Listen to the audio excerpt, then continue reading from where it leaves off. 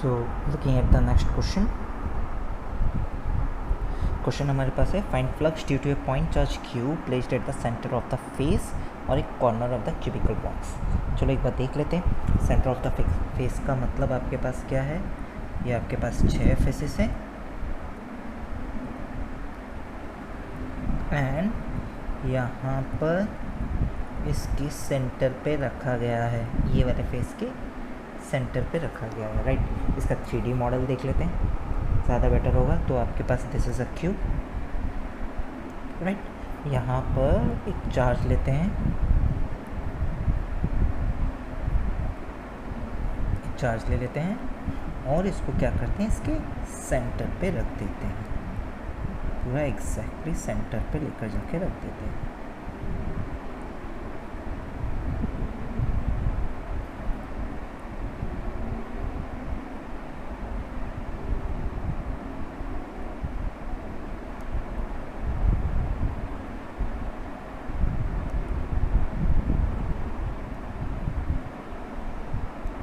Now this is centre, जिसमें से आधा चार्ज अंदर रहेगा, आधा चार्ज बाहर रहेगा, ऐसे इस तरीके से हम लोग रखते हैं सेंटर।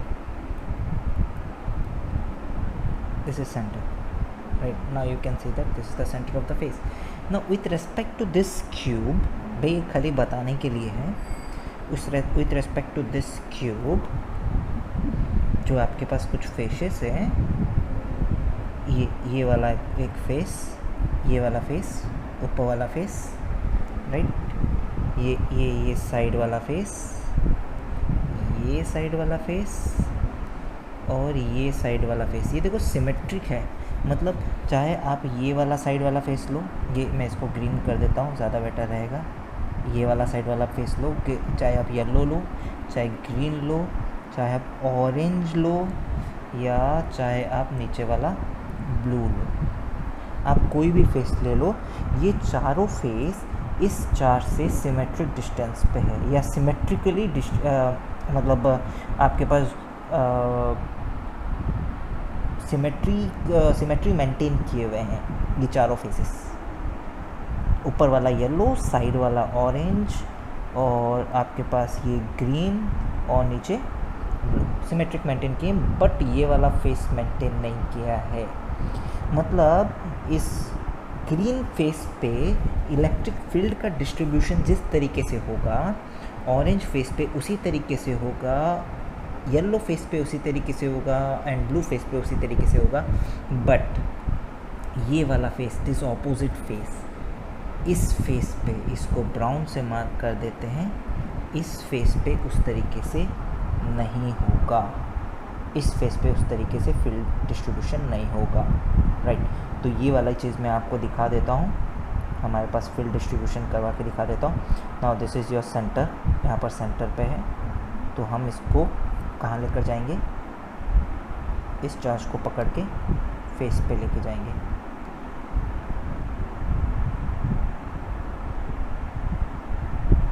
सी, आप देख सकते हैं, मैं आपको वैसे ही डिस्ट्रीब्यूशन दिखा रहा हूँ जैसे वहाँ पर मैंने डायग्राम बना के दिखाया था, राइट। तो आप यहाँ पर देखो, ये जो साइड मैंने जैसे आपको बता दिया था कौन कौन से फेस पे, ये जो ऊपर वाला फेस देखो, यहाँ पर जिस तरीके से डिस्ट्रीब्यूशन हुआ है फील्ड का, और नीचे वाला फेस देखो, यहाँ पर फील्ड का डिस्ट्रीब्यूशन देखो, नीचे वाला फेस, यहाँ पर भी फील्ड का डिस्ट्रीब्यूशन वैसे हुआ है, साइड वाले फेस पे भी वैसे ही हुआ है, इस साइड वाले फेस पे भी वैसे ही हुआ है। बट ये वाले फेस पे फील्ड का डिस्ट्रीब्यूशन वैसे नहीं हुआ है, राइट। तो मैं फेस वाइज तो नहीं लगाऊंगा, मैं आपके पास चार्ज, अगर जब यहाँ पर इसको डिवाइड करते हैं, चलो हम लोग इसको आगे फर्दर सॉल्व करते हैं। अगर मैं आपको यहाँ पर ऐसा बोलूँ, यहाँ पर नेमिंग कर देते हैं ABCDEFGH, तो फॉर दिस सिचुएशन मैं ऐसा बोल सकता हूँ, इलेक्ट्रिक फील्ड डिस्ट्रीब्यूशन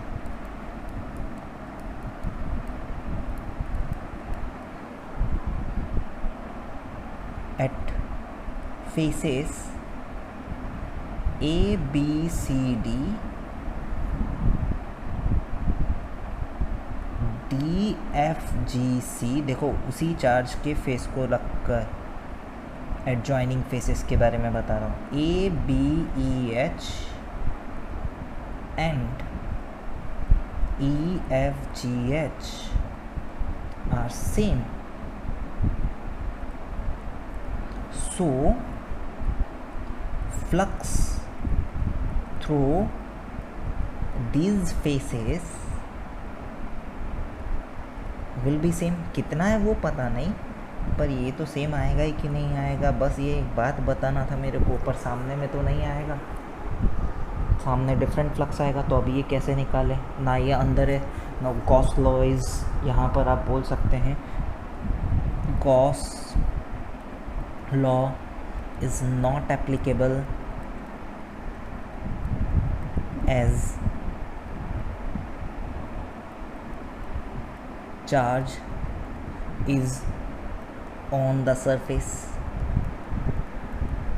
तो गॉस लॉ आपके पास इधर एप्लीकेबल नहीं है. तो आप इस क्वेश्चन को कैसे सॉल्व करेंगे? तो अगर एप्लीकेबल नहीं है तो गॉस लॉ को एप्लीकेबल बनाएं. इस चार्ज को एक सरफेस के अंदर डाल दें. जैसे ही मैं यहाँ पर क्या करता हूँ, देखो इस चार्ज को सरफेस के अंदर डालने के लिए मैं यहाँ पर क्या करूँगा, यही चार्ज को सरफेस के अंदर डालने के लिए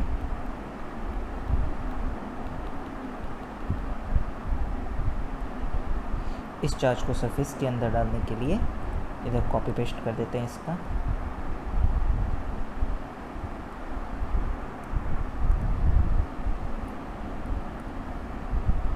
और इसको इधर ले आए. अब आप देख सकते हैं हमारे पास ये पूरा क्यूबॉइड हो गया है, जिसमें आधा चार्ज इसके अंदर लाई कर रहा है, आधा चार्ज इसके अंदर लाई कर रहा है. राइट, ये पूरा क्यूबॉइड हो गया है. तो अब आप ऐसा बोल सकते हैं, ये क्योंकि पूरा क्यूबॉइड हो गया है, अब आप ऐसा बोल सकते हैं ये चार्ज पूरा अंदर लाई कर रहा है, बट ये क्यूब नहीं है. राइट, ये क्यूबॉइड हो गया है, it is not a cube. तो आप इसमें क्या करेंगे, एक और क्यूब ऐड कर देंगे यहाँ पर.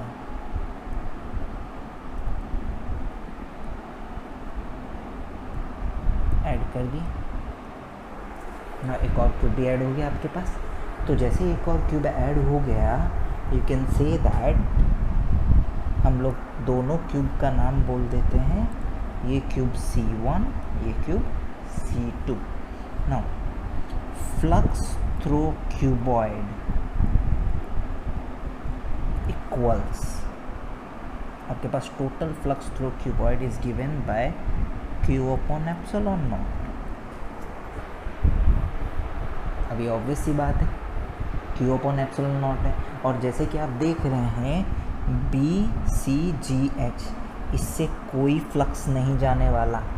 चाहे आप क्यूब 1 के बारे में बोलें, चाहे क्यूब 2 के बारे में बात करें, आप ये चेक कर सकते हैं इस फेस के साथ कुछ नहीं हो रहा है. ना लाइन अंदर जा रही है, ना इससे लाइन बाहर आ रही है. इस फेस में कुछ नहीं होने वाला है. इस फेस से फ्लक्स तो टोटली ही ज़ीरो है. आप ऐसा एज्यूम कर सकते हैं इस फेस से. तो अब अपन अपने क्वेश्चन में आते हैं. तो उसका मतलब आप ऐसा बोल सकते हैं flux through cube 1 equals flux through cube 2 and flux through cuboid is written as flux through cube 1 plus flux through cube 2. और आप इसको आगे बोल सकते हैं 2 times of flux through cube 1. So total flux through cube 1 equals flux through cuboid by 2 which is equals Q by 2 epsilon naught. अब कोई पूछेगा सर आप इसका आंसर एक फेस से बताएं, जैसे आपने पिछले वाले का बता दिया था कि यहाँ पर ये वाला सवाल था, आपने बता दिया था कि flux through each face is Q upon 6 epsilon not. मैंने टर्म्स एंड कंडीशन बताया था, charge must be eight the centre of the cube such that हमको पता चलेगा कि सिमेट्री है.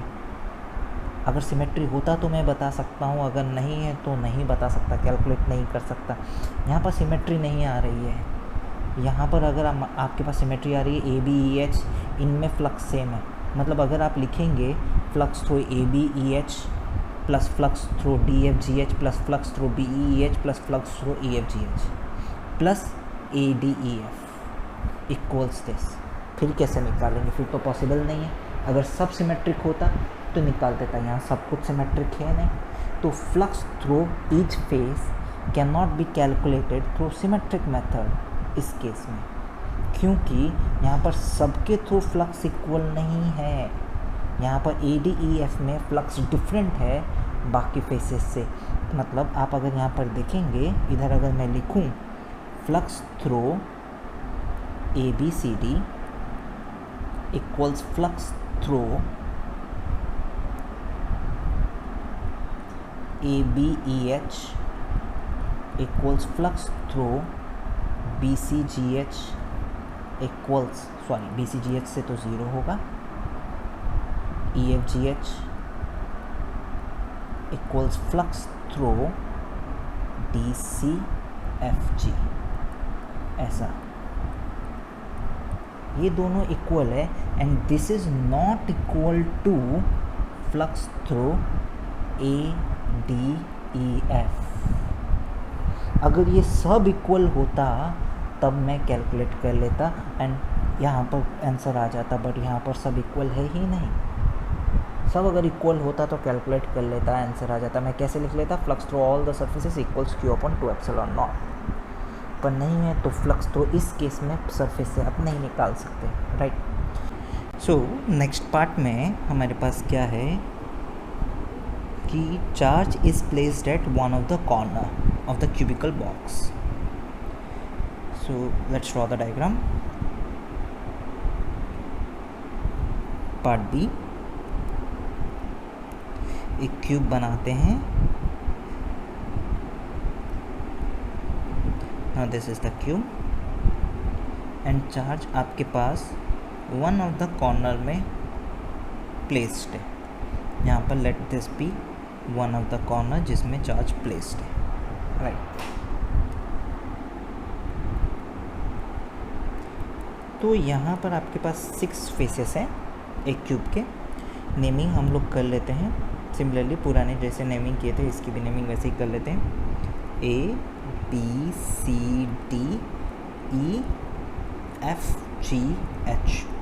Now since you have 6 faces, अब हम बात करेंगे फील्ड डिस्ट्रीब्यूशन के बारे में। पहले फील्ड डिस्ट्रीब्यूशन के बारे में बात करेंगे। अभी जो मैं मार्क करने जा रहा हूँ ग्रीन कलर से, वहाँ पर आप देखेंगे दिस एरियाज या this surfaces have same kind of field distribution. थोड़ा समझने की कोशिश कीजिएगा क्यों।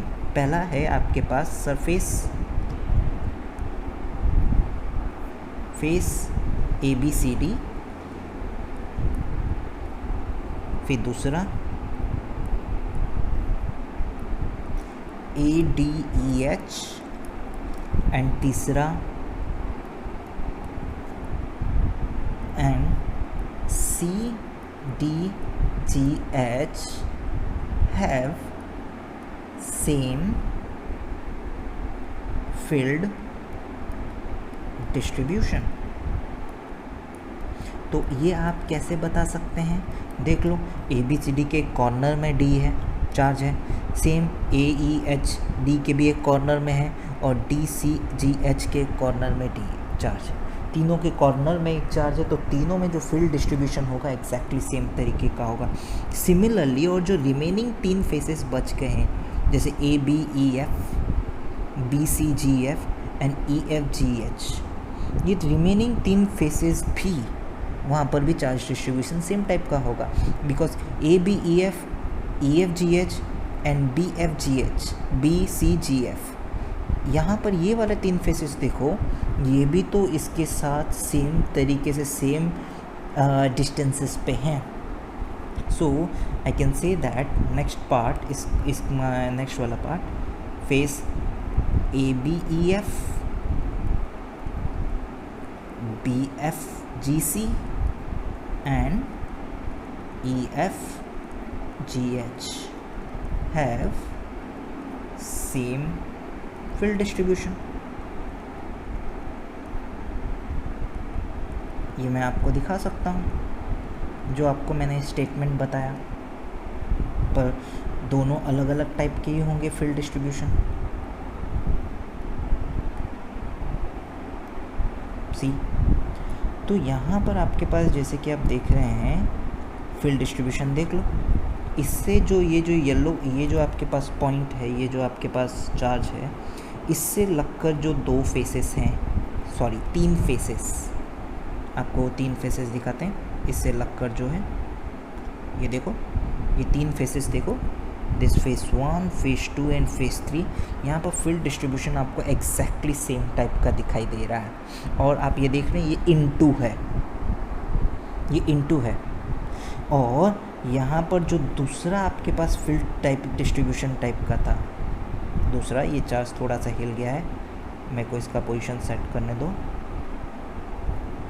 सो बाकी जो रिमेनिंग 3 फेसेस है, ये देख लो, वो तो पहला वाला आपको तो दिखा दिया, बाकी जो रिमेनिंग ये 3 फेसेस है जो उसके ऑपोजिट में, यहाँ पर भी आप फील्ड डिस्ट्रीब्यूशन देख लो, आपको एकदम सेम दिखाई देगा। जो रिमेनिंग 3 फेसेस है, यहाँ पर भी आपको फील्ड डिस्ट्रीब्यूशन सेम दिखाई देगा। जो स्टेटमेंट मैंने आपको बताया वो यहीं पर है, इस चार्जेस में। मतलब आपके पास ये 3 में आउट हो रहे हैं इक्वल तरीके से, और ये 3 में इन हो रहे हैं और कहीं नहीं हो रहे हैं। इसके साथ जो लक्कर है इसमें इन हो रहे हैं, इसके साथ जो लक्कर है, और जो बाकी है देखो, इसके साथ जो लक्कर है इसमें इन हो रहा है फ्लक्स, उसके साथ जो लक्कर है उधर क्या हो रहा है, आउट हो रहा है, राइट। तो लेट्स सी आपके पास क्या स्टोरी बन रहा है इसमें आगे।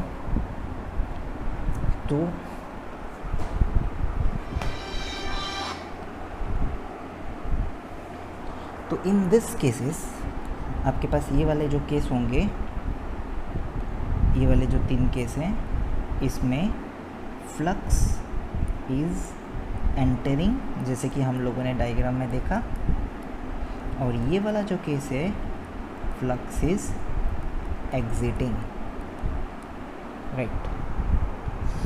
तो आप ये वाला पार्ट देख लेते हैं आगे। हमको जानना है कि टोटल सरफेस से फ्लक्स कितना जा रहा है, या मतलब ईच फेस से कितना जा रहा है, लिंक्ड फेस से कितना है, या इससे कितना है। अभी आपके पास ये जो चार्ज है ये अंदर नहीं है, इसको एक ऑब्जेक्ट के अंदर लेकर जाना है, वरना गॉस लॉ नहीं लगा सकते। सो इस केस में Gauss law is not applicable. आपको समझ में आ जाना चाहिए क्यों, because charge is not inside the surface. देख लेते हैं इसको भी। तो हमने यहाँ पर क्या किया है, एक चार्ज को यहाँ पर ला के रखा हुआ है, ये आपके पास चार्ज है, इसको यहाँ पर ला के रखा हुआ है। अब ये अंदर नहीं है, ये वन ऑफ द कॉर्नर में रख दिया गया है, ये अंदर में नहीं है, इसको अंदर में लेकर आना है। कैसे अंदर में लेकर आएंगे देखेंगे। तो इसके ऊपर में एक क्यूब लगा दिए, एग्जैक्टली ऊपर, फिर साइड में भी क्यूब लेकर आके लगा दिए, देखो साइड में भी लगा दिए।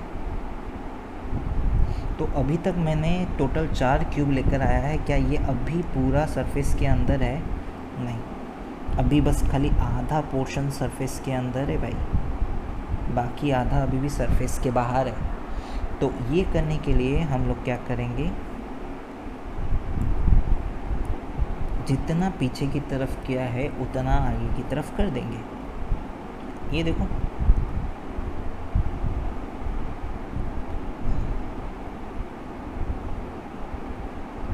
जितना पीछे की तरफ किया है उतना आगे की तरफ कर देंगे।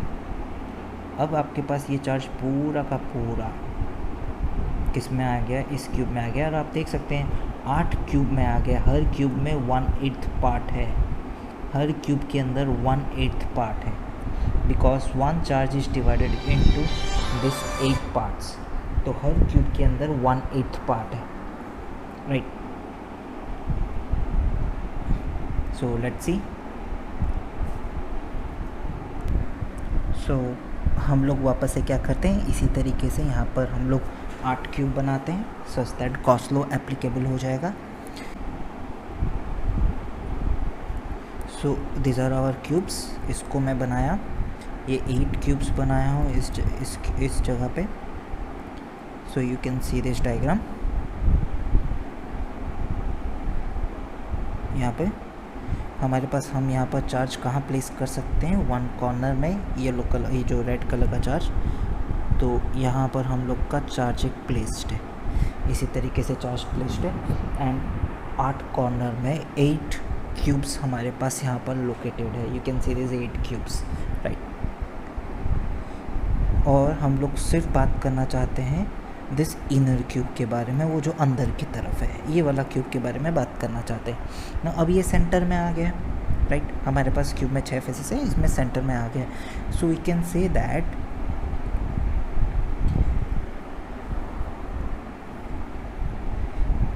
Now in this diagram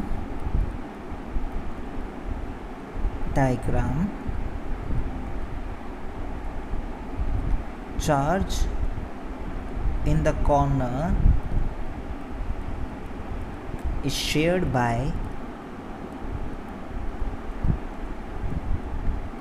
8 cubes, right?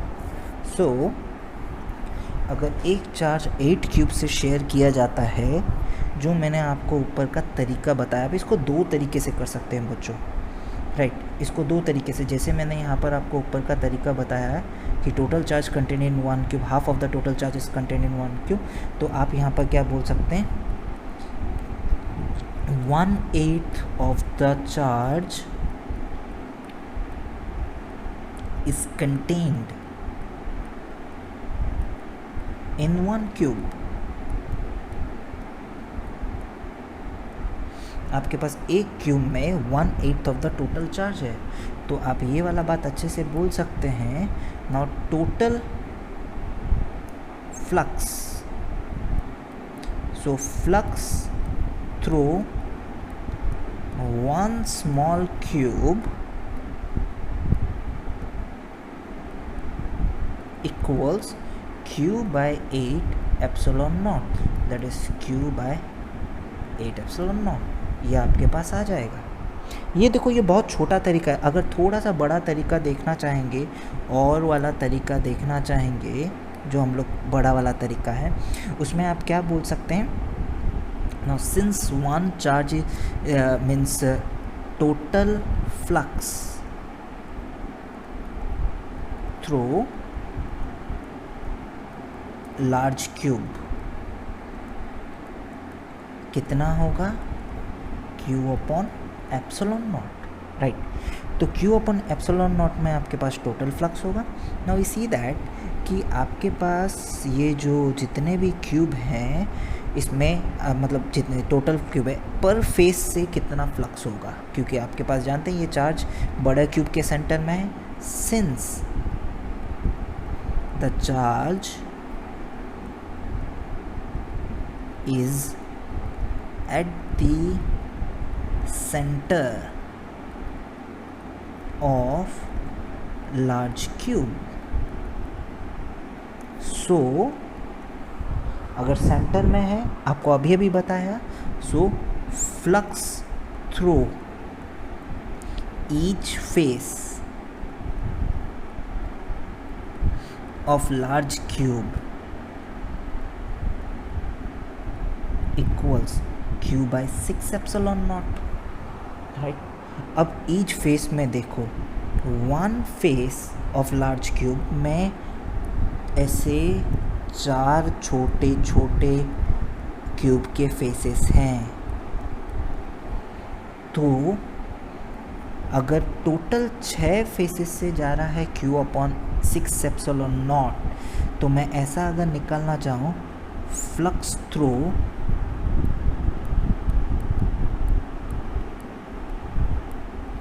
one face of small cube equals, जो बाहर की तरफ जा रहा है, हम इनवर्ड कैलकुलेट नहीं कर रहे, हम आउटवर्ड कैलकुलेट कर रहे हैं। हम लोग नेगेटिव वाला कैलकुलेट नहीं कर रहे हैं, हम लोग पॉजिटिव वाला कैलकुलेट कर रहे हैं। Q by 6 epsilon naught by 4, that is Q by 24 epsilon naught, मतलब Q by 24 epsilon naught is the flux, और जो कि आउट ऑफ द फेस जा रहा है, राइट। तो जब हमारे पास ये चार्ज ऐसे कॉर्नर में रहेगा, तो कितने फेसेस में से फ्लक्स आउट जा रहा है। अगर आप ध्यान से देखें कि यहाँ पर अगर आपके पास ऐसा सिनेरियो है, राइट, 3 फेसेस से इन हो रहा है और 3 फेसेस से क्या हो रहा है, आउट जा रहा है। 3 फेसेस से इन हो रहा है, 3 फेसेस से आउट जा रहा है। तो मुझे एक बात पता चला कि यहाँ पर एक फेस से जो आउट जा रहा है विच इज़ Q/24ε0। नाउ तो फ्लक्स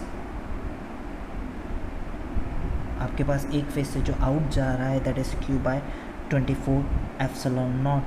फ्लक्स थ्रू 3 फेसेस कितना हो जाएगा, अब small cube equals 3 into Q/24ε0 that is Q/8ε0। देखो जो मैं यहाँ पर एक लाइन में कर दिया, वहाँ पर आपको इतना कैलकुलेशन करना पड़ेगा अगर आप ये बड़े वाले मेथड से जाएंगे। तो आपके पास ये जो 3 फेसेस से जो बाहर जा रहा है वो Q/8ε0 है। और मैं आपको बता दूँ जो अंदर आ रहा है वो भी Q/8ε0 है, बट वो माइनस Q/8ε0 है, राइट। तो लेट इट बी, क्योंकि ये 3 फेसेस से बाहर जा रहा है, ये Q/8ε0 इज़ योर आंसर, क्योंकि बाहर जा रहा है। हम अंदर आने वाला कैलकुलेट नहीं करते, मतलब वो एक्चुअली में अंदर नहीं आ रहा है, राइट। वो टोटली आपके पास सारे फ्लक्स इसी से ही बाहर जा रहे हैं, ऐसा हम लोग कंसिडर करते हैं।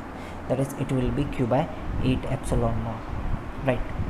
सो सॉल्विंग नेक्स्ट क्वेश्चन, क्यू वाला क्वेश्चन ज़रा याद रखना, ये इंपॉर्टेंट क्वेश्चन है। Now going for next question, right. So we have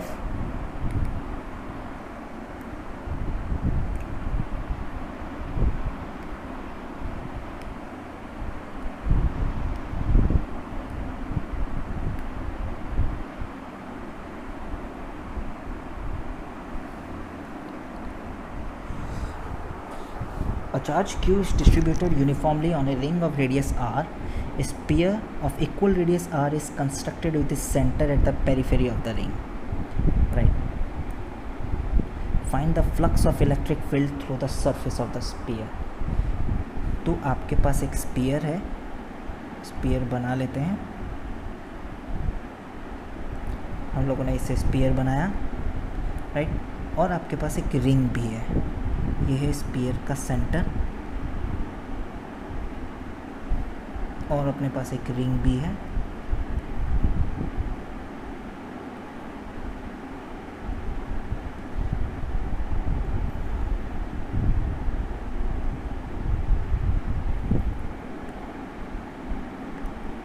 and this is your ring का सेंटर, कुछ इस तरीके से गिवन है। Now this one is your ring and this one is your sphere. बोला गया है कि रिंग चार्ज्ड है और चार्ज्ड इक्वली डिस्ट्रीब्यूटेड है रिंग के ऊपर।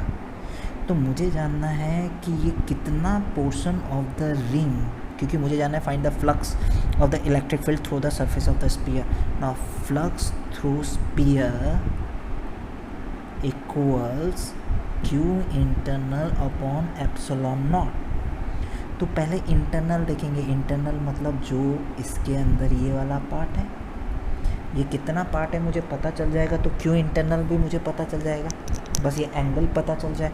अब एंगल से कैसे पता चल जाएगा मैं बता रहा हूँ, बिकॉज अगर आपको ये पता है Q charge is distributed uniformly on the ring of radius R, मतलब if length equals 2πr, charge equals Q, length equals 1, charge equals Q/2πr। हो गया अपने पास चार्ज, लीनियर चार्ज डेंसिटी। और लेंथ इक्वल्स L, जो अंदर के पास है ये लेंथ L, तो चार्ज इक्वल्स QL/2πr। इतनी सी स्टोरी है, QL/2πr आपके पास। Now I need to know कि यहाँ पर फिर आगे कैसे करें, अंदर में कैसे निकालें। ये प्योर ज्योमेट्री है और कुछ नहीं, टोटल ज्योमेट्री है, क्योंकि दोनों रिंग का रेडियस और इनका रेडियस, दोनों का रेडियस, स्फीयर का रेडियस और इसका रेडियस दोनों क्या है, सेम है, राइट। तो अभी मैं क्या करता हूँ, यहाँ से यहाँ पर एक लाइन ज्वाइन करता हूँ और इसको ज्वाइन कर देता हूँ।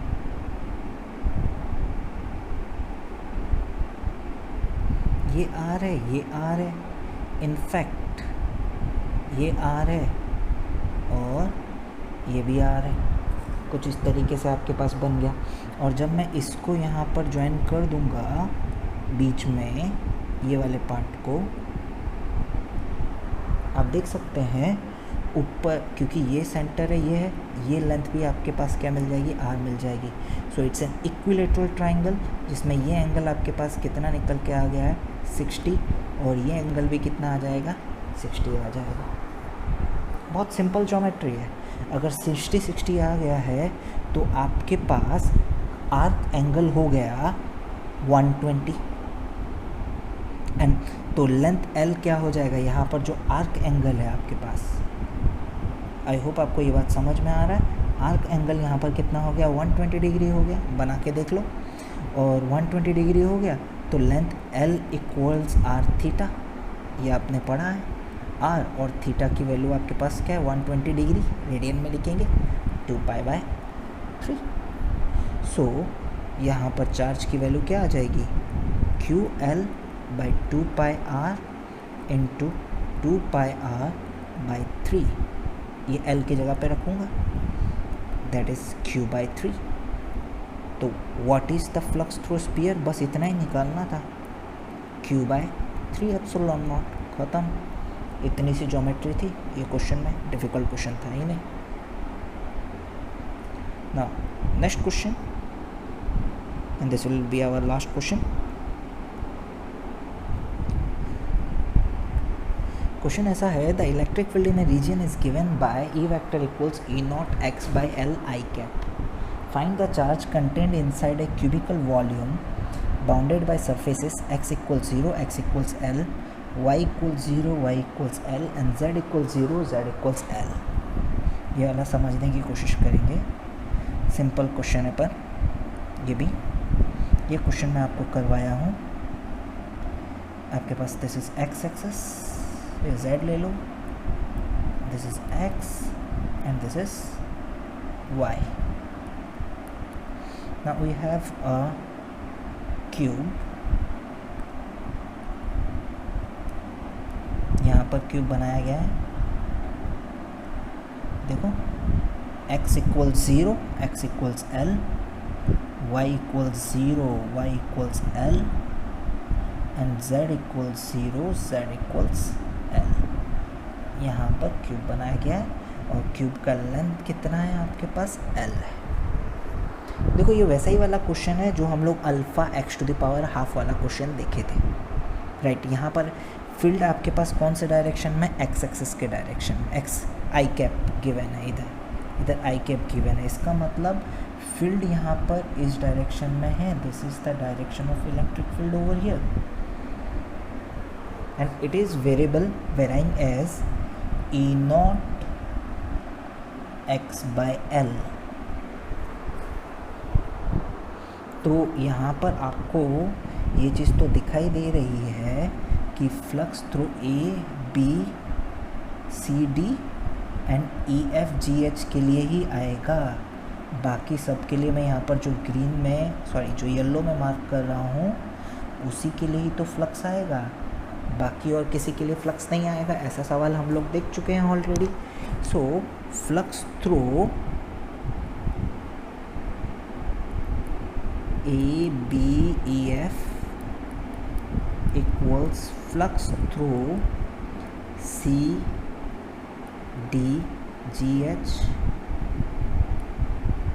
equals flux through BFDG equals flux through AECH equals 0 because area vector is perpendicular to electric field vector, right। बस आपके पास दो ही चीज़ बचा, एक A B C D and E F G H.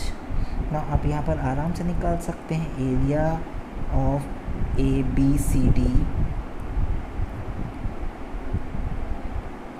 Equals area of E F G H, और side length L है, it is L square, right. अब field निकालना है।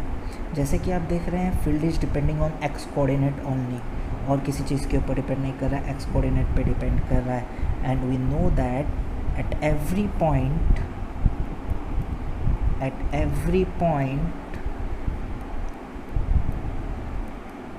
On A B C D X coordinate is constant. ऐसा हम already देख चुके हैं, ये नया नहीं है, is constant.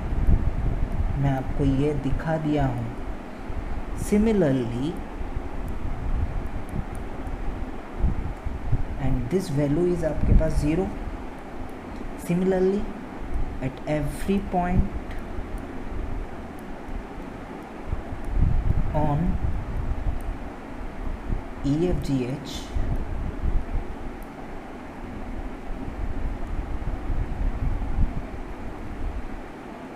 x coordinate is constant, और वो कांस्टेंट की वैल्यू क्या है, L है, इज कांस्टेंट, और वो कांस्टेंट की वैल्यू क्या है, L है आपके पास। यहाँ पर देख लो EFGH में जो x कोऑर्डिनेट है और इसमें जो x कोऑर्डिनेट है, वैल्यू आपके पास कांस्टेंट है। So filled at ABCD equals 0 because x coordinate के ऊपर डिपेंड करता है, and filled at EFGH